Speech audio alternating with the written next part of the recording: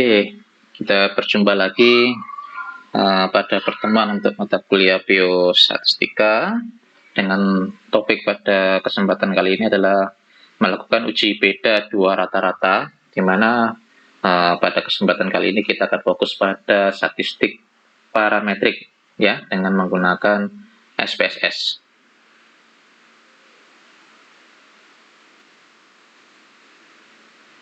Oke, untuk outline-nya ini terdiri dari introduction, kemudian pembagian uji statistik pada uji perbandingan dua rata-rata, yaitu ada uji peer t-test dan uji independent t-test. Nanti akan kita coba latihan dengan menggunakan dua uji tersebut ya. Yang pertama, introduction-nya itu uji peer t-test dan independent t-test ini, yang mana ini merupakan bagian dari macam-macam uji statistik parametrik untuk uji beda dua rata-rata ya, dimana terdiri dari uji peer t-test dan uji independent t-test. Ini sama-sama digunakan untuk menganalisis data dengan tujuan perbedaan dua rata-rata. Kemudian uji peer t-test dan independent t-test ini merupakan salah satu uji statistik yang termasuk dalam kategori statistik parametrik ya, dimana parametrik itu memang untuk pengujian dengan data yang berskala interval rasio ya, dan memenuhi beberapa asumsi. Uji peer t-test dan independent t-test ini sama-sama memiliki data yang skalanya adalah metrik atau lebih sering dikenal dengan interval rasio. Salah satu asumsi dalam uji ini adalah datanya memang harus berskala interval rasio dan harus terdistribusi secara normal. Ini yang harus dipenuhi ya untuk melakukan uji parametrik.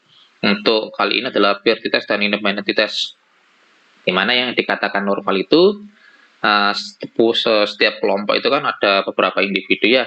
Kalau semua individu kita kelompokkan nanti ada nilai rata-rata. Nah, nilai individu ya, nilai-nilai dipunyai oleh individu itu kalau dibandingkan dengan rata-rata kelompoknya itu tidak boleh jauh beda, itu dikatakan normal. Kalau ada salah satu individu yang nilainya jauh dari rata-rata kelompok, maka ini terindikasi adanya data yang tidak terdistribusi normal. Oke, berikutnya salah satu asumsi tambahan pada uji yang independent t-test itu adalah datanya harus bervariasi homogen. Homogen atau heterogen ini kaitannya dengan membaca output nanti ya, dikhususkan pada independent t-test. Karena ada beberapa output di uji tertentu itu butuh beberapa asumsi dalam kaitannya untuk membaca. Di peer t-test tidak ada ini, tapi yang di independent t-test ada perbedaan cara baca nanti. Ini tergantung dari variasi datanya, apakah homogen atau heterogen. Kemudian uji peer t-test ini menggunakan dua uji beda rata-rata ya. Dari dua rata-rata ini, dari sampel yang berpasangan, itu kalau peer t-test lebih identik dengan istilah pretest, post-test, sebelum sesudah. Kalau independent t-test ini menguji beda dua rata-rata dari sampel yang berbeda yang tidak berpasangan, atau kelas A dibandingkan dengan kelas B, atau laki-laki dibandingkan dengan perempuan, dia pokoknya berbeda antara kelompok satu dengan kelompok yang lainnya. Sementara peer t-test tadi adalah orangnya sama. Kalau perawat berarti membandingkan produktivitas kerja perawat antara shift pagi dengan shift siang, hanya dua saja. Masing-masing uji ini, baik peer t-test maupun independent t-test ini memiliki karakter yang berbeda, sehingga teman-teman diharapkan nanti memahami terlebih dahulu karakter masing-masing uji, sehingga nanti kalau dihadapkan dengan sebuah data, sebuah kasus, itu tidak bingung kapan menggunakan uji peer t-test dan kapan kita menggunakan uji menggunakan independent t-test ya. Oke. Di dalam pembagian uji statistik, ini misalkan secara simpel, di macam-macam statistik parametrik itu ada one sampel, satu sampel, membandingkan dua sampel, kemudian ada komparasi lebih dari dua sampel, dan ada mencari asosiasi ya, mencari hubungan. Kita fokus di sini adalah membandingkan dua sampel. Nah, saya kasih warna ungu ya, komparasi dua sampel itu ada kaitannya dengan data yang berpasangan sama tidak berpasangan ya. Kalau datanya berpasangan itu kita menggunakan peer t-test, kalau datanya tidak berpasangan kita menggunakan independent sample t-test. Oke, diawali dengan peer t-test ya.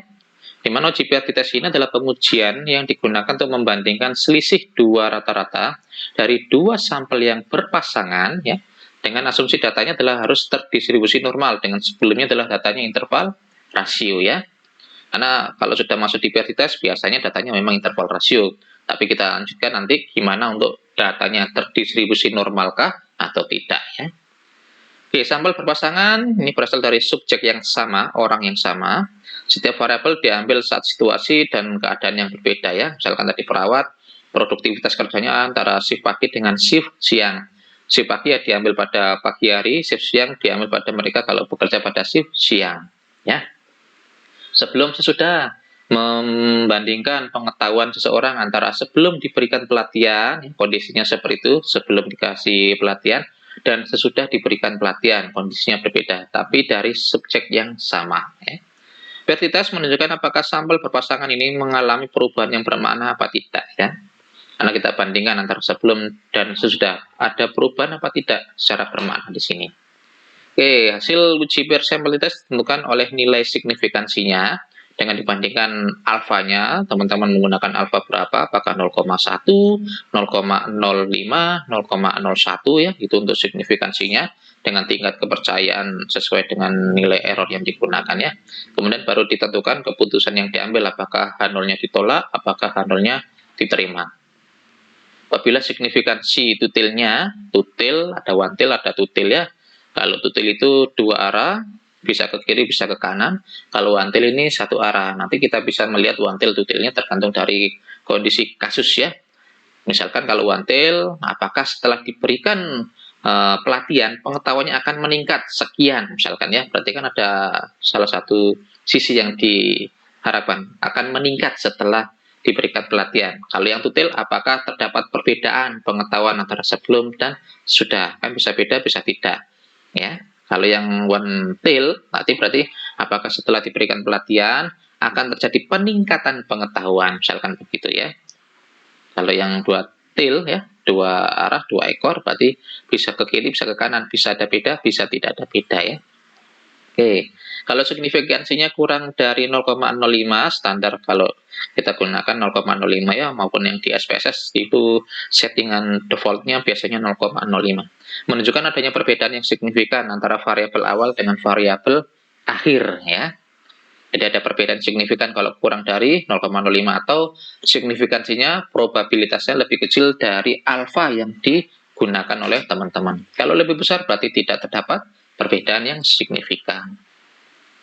Oke, contoh kita punya case ya, ingin diketahui apakah terdapat perbedaan kekuatan otot antara sebelum dan sudah melakukan latihan dengan mengangkat beban ya.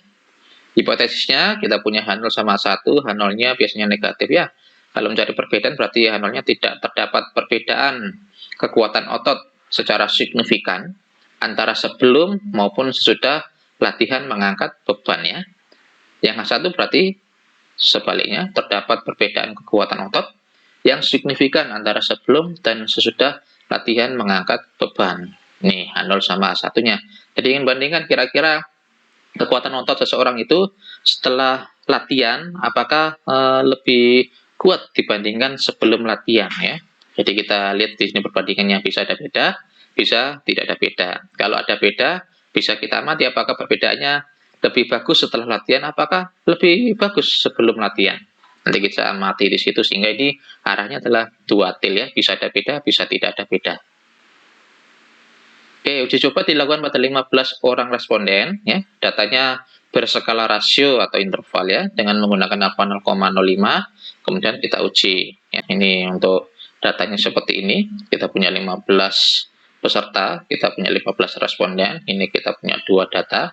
Tes awal sebelum melakukan latihan mengangkat beban, ya, ini kekuatan ototnya dengan skala numerik ya atau metrik atau rasio.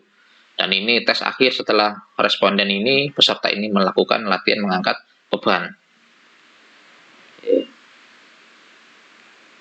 Langkah-langkahnya, kita tidak menggunakan aplikasi SPSS secara langsung ya. Saya coba menuliskan langkah-langkah beserta screenshot gambarnya. Nanti akan kita coba di pertemuan berikutnya dengan langsung praktik menggunakan SPSS secara itu ya, online menggunakan media yang lain. Oke, yang pertama kita buka SPSS, input data seperti di samping ini ya. Tuh, itu datanya, kita masukkan datanya ke dalam SPSS, masukkan ke data view. Sebelum kita bikin variable view terlebih dahulu ya, ada tes awal dan tes akhir, sama-sama numerik. Kemudian tidak perlu pakai desimal, dan skala pengukurannya disesuaikan dengan model datanya ya. Datanya adalah interval rasio, kita pilih scale ya. Kemudian uji normalitas yang terlebih dahulu untuk mengetahui apakah datanya normal, apakah tidak. Itu bisa diklik ya, analyze, kemudian descriptive statistik, kemudian pilih explore ya. Gitu untuk langkah-langkah menguji datanya apakah memenuhi asumsi terdistribusi normal atau tidak. Karena di uji PRT test ini itu datanya harus normal. Kalau tidak normal tidak boleh dilanjutkan ke dalam uji PRT test, harus pindah ke non parametrik ya. Oke, setelah mengklik explore, kemudian muncul tampilan explore plot seperti itu. Silakan ditambahkan centangan di pilihan normality plot test ya. Normality plot with test itu silakan dicentang, yang lainnya mau diabaikan saja terserah ya. Kemudian klik continue, lalu muncul tampilannya seperti itu ya. Ini ada dua komponen yang bisa dibaca, komponen Kolmogorov-Smirnov sama komponen Shapiro-Wilk ya. Kapan kita pilih Shapiro, kapan kita pilih Kolmogorov ya. Kalau saya biasanya kita dasarkan dari data ya, datanya kalau kurang dari 30 kita baca yang Shapiro karena lebih sensitif untuk data yang di bawah 30. Kalau data yang lebih dari 30 biasanya kita menggunakan yang Kolmogorov-Smirnov. Oke, kita lihat datanya bisa dari degree of freedom atau DF ya. Ini DF-nya dari 15, sehingga kita pilih yang Shapiro karena kurang dari 30. Tes awal untuk Shapiro signifikannya 0,371. Tes akhir untuk Shapiro 0,383. Dikatakan normal apabila signifikan ini lebih besar dari alfa ya. Kita di awal sudah menggunakan 0,05, kita coba di sini kita bandingkan dengan 0,05 saja ya.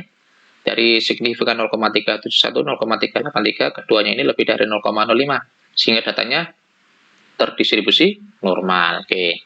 Kalau sudah normal, berarti kita bisa lanjut menggunakan uji statistik parametrik ya, lanjut ke ke peer sample t-test. Ya. Oke, itu sudah ada terjemahannya, tinggal dibaca sendiri ya. Oke, langkah berikutnya kita lanjut ke pengujian peer sample t-test karena datanya sudah memenuhi asumsi terdistribusi normal ya. Kemudian yang kelima, klik lagi analyze, kemudian pilih compare means, kemudian pilih peer sample t-test seperti gambar ya di layar. Kalau sudah, nanti akan muncul gambar seperti itu, peer sample t-test box-nya seperti itu. Pindahkan tes awal, tes akhir ke sisi kanan ya, bisa pilih salah satu atau satu-satu atau langsung di blok, kemudian pindahkan dengan panah yang ada di tengah itu ya, biar bisa pindah ke kotak sisi kanannya, ke peer variable ya. Kalau sudah masuk dengan posisi sejajar seperti itu, langsung aja di OK. Option tidak perlu diklik kalau memang sudah standar menggunakan 0,05 ya. Kalau ada perubahan tidak menggunakan 0,05, silakan dipilih saja, nanti disesuaikan apa yang mau dipakai ya. Kita pilih OK ya. Muncul outputnya seperti itu. Ini output yang pertama, itu output yang kedua ya, dan ini output yang ketiga. Output yang pertama hanya secara deskriptif saja, tes awal dari 15 responden itu rata-rata kekuatan ototnya 25,47, tes akhir 29,87 dengan standar deviasi sekian ya. Semakin besar standar deviasinya berarti semakin variatif kekuatan otot yang ada di kelompok ya. Kemudian untuk ke-8 ini untuk melihat korelasinya ya, korelasi antara data tes awal sama data tes akhir seperti apa korelasinya. Kalau semakin mendekati 0 berarti korelasinya semakin lemah ya. Oke, kita fokus ke intinya dari peer sample t-test, kita baca di output ke-9. Di mana kita langsung saja fokus di sisi paling kanan itu ada signifikansi tutil ya. Kita fokus di situ. Anda bisa membaca T, kolom T dan kolom signifikan. Kalau kolom T yang dibaca berarti teman-teman harus membandingkan dengan tabel T. Daripada ribet kita obrak-obrak data, kita cari file-file terkait dengan tabel T untuk kita bandingkan dengan T hitung ini, kelamaan. Kita bisa fokus langsung ke signifikansi, karena teman-teman sudah tentu punya pegangan alfanya berapa ya. Kita menggunakan alfa 0,05, sehingga kita bisa bandingkan signifikansi ini untuk perbandingan tes awal dan tes akhir. Ya, antara sebelum latihan maupun sesudah latihan itu signifikannya 0,001, alfanya 0,05.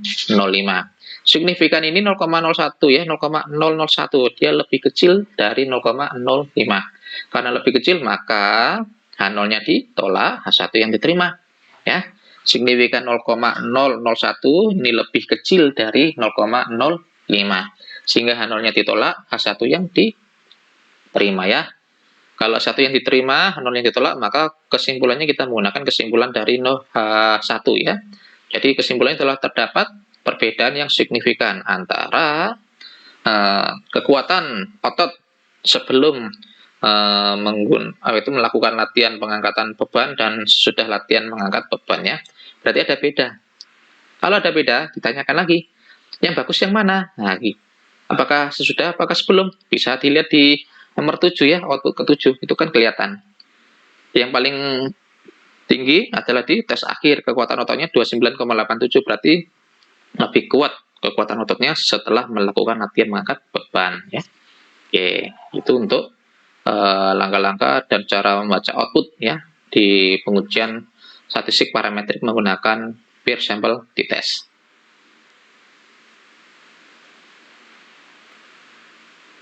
Oke, ini bisa dibaca sendiri ya, sudah saya tuliskan seperti itu.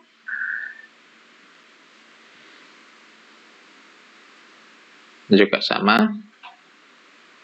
Contoh yang saya sebutkan tadi bisa dibaca sendiri ya, di slide yang ini. Sama.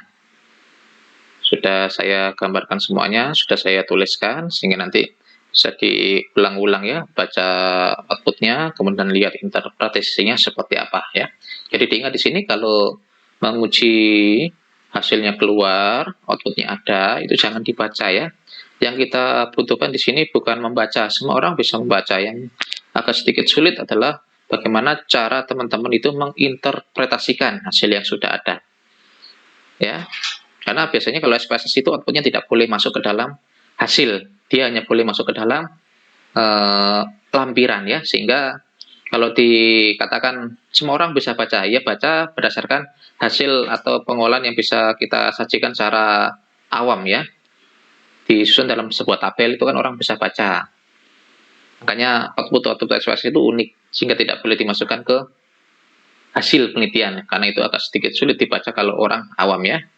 Kalau kita masukkan di hasil adalah olahan, tabel olahan, sehingga orang dikatakan semua bisa baca. Yang tidak bisa yang sedikit agak beda adalah bagaimana cara menginterpretasikan, sehingga kalau nanti di tampilan itu boleh dibaca lalu diinterpretasikan, tapi jangan dibaca saja.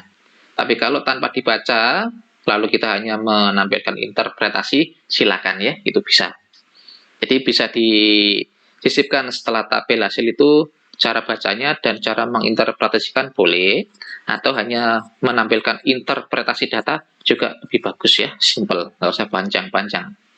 Oke, berikutnya untuk independent test, ini kebalikannya dari tadi ya, tadi menggunakan sampel yang berpasangan, ini sampel yang tidak berpasangan, berbeda, membandingkan kelompok satu dengan kelompok yang lainnya ya, membandingkan antara laki-laki dan perempuan, kelompok kontrol dan kelompok perlakuan ya, dan seterusnya.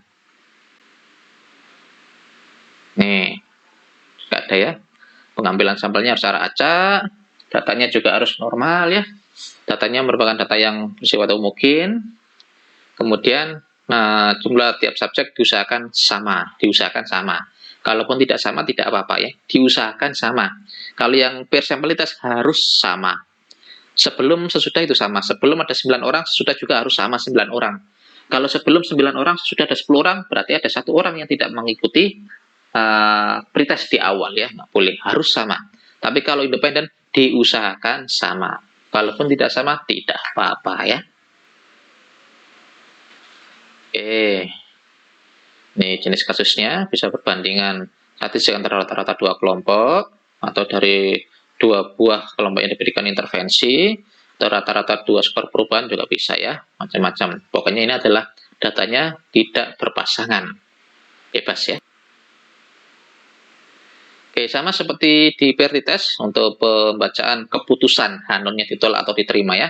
Jika signifikansinya lebih dari 0,05, maka menunjukkan tidak ada beda. Kalau lebih kecil dari alfa 0,05, ini kita menggunakan ini, berarti ada perbedaan. Jadi semuanya sama ya, menggunakan uji statistik apapun, kalau keputusan signifikansinya itu lebih besar dari alfa, berapapun alfa yang digunakan, ya 0,01, 0,05, 0,01, terserah ya. Pokoknya kalau signifikansi atau probabilitas atau p-value lebih dari alfa, maka tidak ada beda, atau artinya H0-nya diterima. Kalau signifikansinya lebih kecil dari alfa, maka ada perbedaan ya, atau H1-nya yang diterima, H0-nya yang ditolak ya. Itu silakan dipahami, nggak usah dihafalkan. Kalau dihafalkan takutnya nanti di suatu waktu nanti lupa, sehingga yang kita butuhkan coba dipahami ya. Dan ini sama nanti dengan uji-uji yang lainnya. Ini contoh case-nya ya, ingin diketahui apakah ada beda kekuatan otot antara kelompok kontrol dan kelompok perlakuan. Tadi kan antara apa itu sebelum dan sesudah, karena orangnya sama. Orang ini sebelum latihan mengangkat beban kekuatan ototnya seperti apa, kemudian orang ini kalau setelah latihan mengangkat beban kekuatan ototnya seperti apa. Itu masuk di PRT test. Ya, orangnya sama. Kalau ini adalah orangnya berbeda. Ada kelompok kontrol, ada kelompok perlakuan, ya. Kelompok kontrol, ya, ini kelompok kontrol tidak melakukan latihan apapun, tapi kelompok perlakuan disuruh melakukan latihan mengangkat beban. Nanti apakah ada beda antara orang yang tidak mengangkat atau tidak melakukan latihan dengan orang yang melakukan latihan mengangkat beban? Ada beda apa tidak? Ya, jadi jelas di sini ada perbedaan. Di analnya juga sudah sama ya, tidak ada beda, satunya terdapat perbedaan dan seterusnya. Untuk yang lainnya sama, percobaannya untuk 15 orang, datanya rasio ya, alfanya menggunakan 0,5. Ini datanya, ada 30 responden, 15 orang masuk di kelompok kontrol, dan 15 orang masuk di kelompok perlakuan dengan orang-orang yang berbeda ya. Kita bandingkan tes akhirnya ya. Tes akhir kelompok kontrol yang tidak diberikan latihan apapun, kemudian ada tes akhir pada kelompok yang setelah melakukan mengangkat beban ya. Kemudian masuk ke langkah-langkahnya, jelas kita buka SPSS-nya terlebih dahulu, bikin variable view ya. Kemudian buat dua name-nya, ada tes akhir dan kelompok, seperti itu.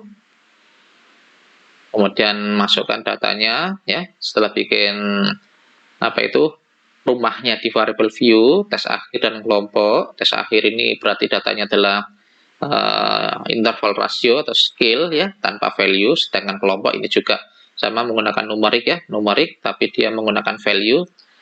Untuk mempermudah, karena ini semi kualitatif untuk mempermudah dianalisa, kita bikin coding 1 untuk kelompok kontrol, 2 untuk kelompok perlakuan, sehingga waktu dimasukkan ke dalam SPSS tinggal memasukkan angka 1, 2, 1, 2 gitu saja ya. Oke, sehingga scale-nya adalah nominal ya Pak. Pengukurannya termasuk nominal untuk kelompok. Tes akhirnya adalah scale. Oke, kemudian kita tes lagi ya, sama seperti di awal, karena datanya sudah interval rasio, kita coba apakah bisa lanjut menggunakan independent test. Kita lihat normalitasnya ya.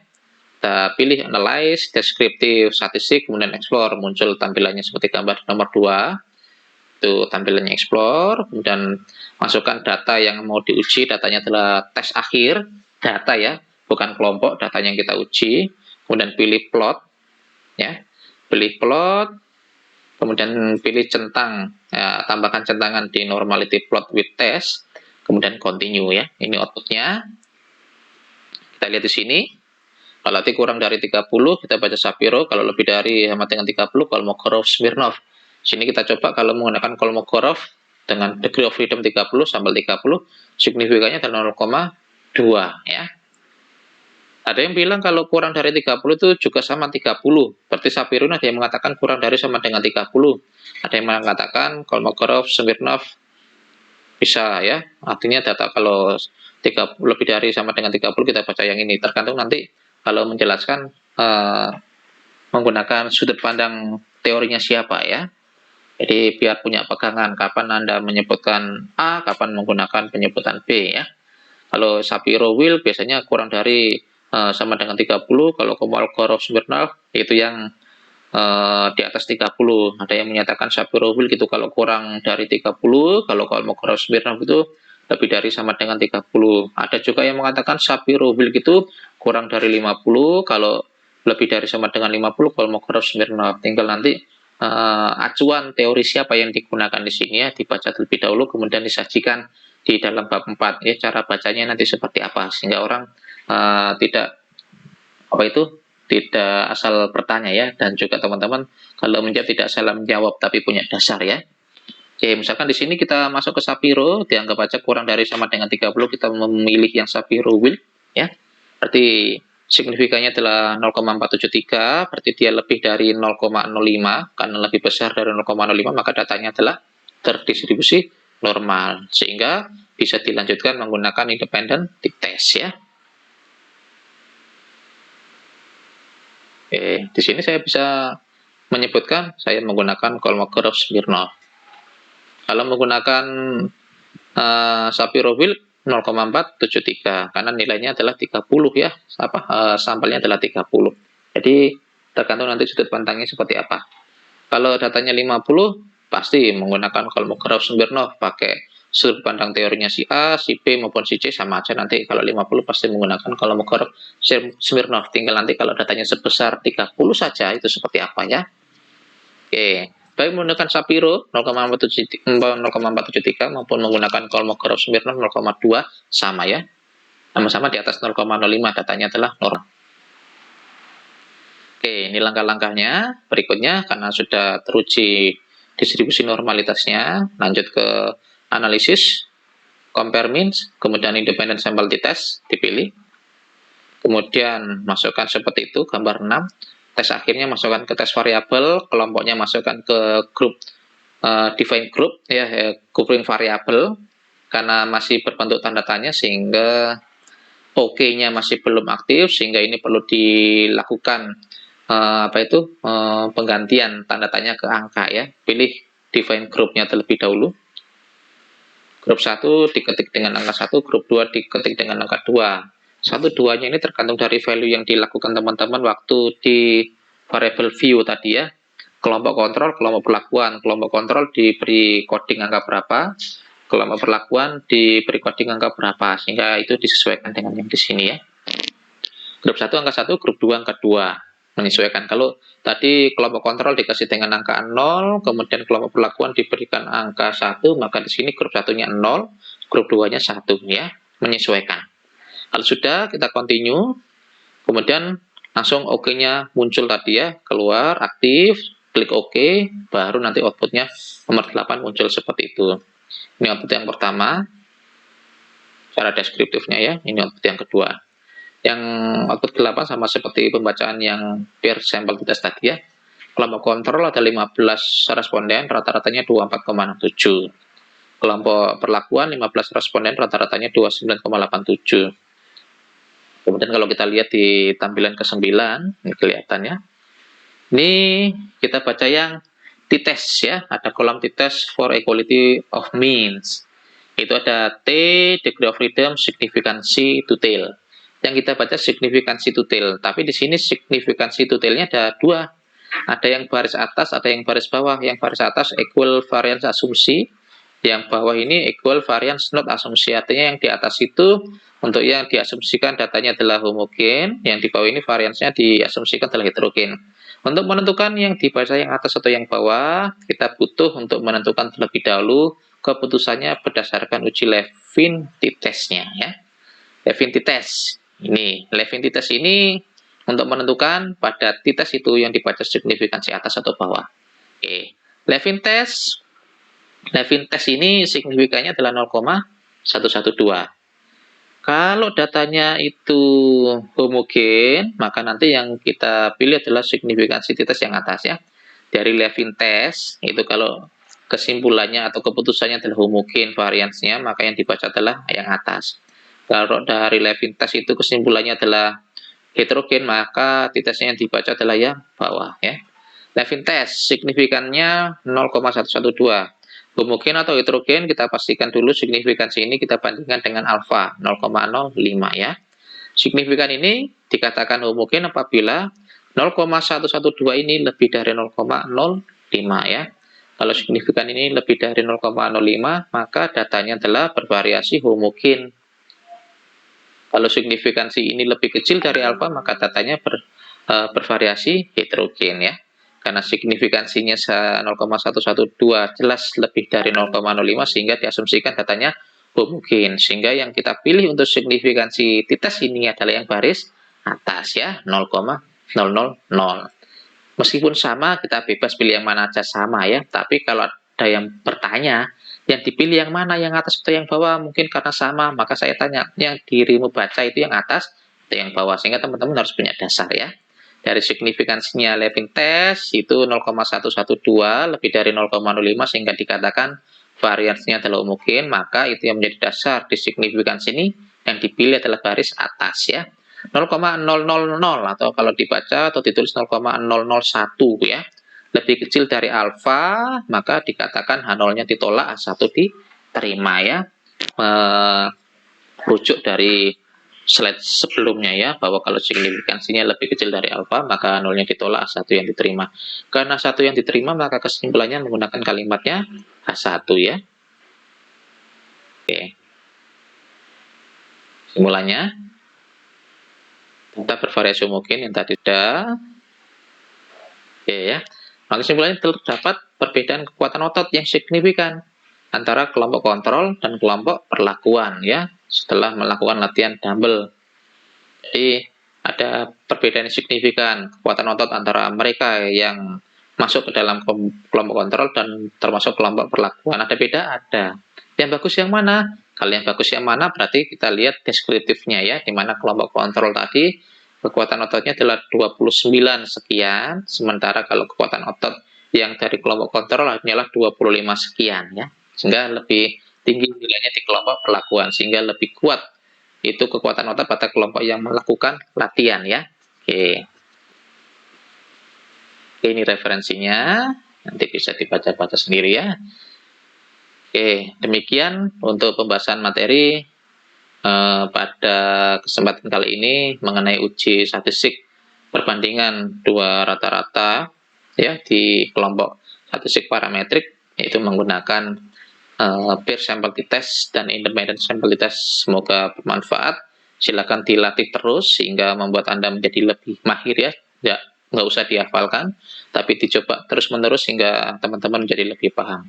Oke, demikian yang bisa saya sampaikan. Semoga bermanfaat. Saya akhiri perjumpaan kali ini ya. Kita sambung di kesempatan-kesempatan berikutnya. Terima kasih.